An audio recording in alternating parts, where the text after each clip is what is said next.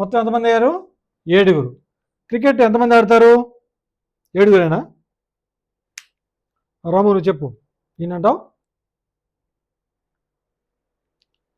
11 మంది కదా. మరి 11 మందిలో మిగతా 4 ఏమయ్యారు? డ్రింక్స్ తాగలేదా? రైట్. చూడు, ఈ 4 ఇక్కడ ఉన్నారు అనమాట. ఎక్కడ, ఏం ప్లేస్ ఇది? Batting and bowling. బ్యాటింగ్లో ఉన్నారు, బౌలింగ్లో ఉన్నారు ఈ 4.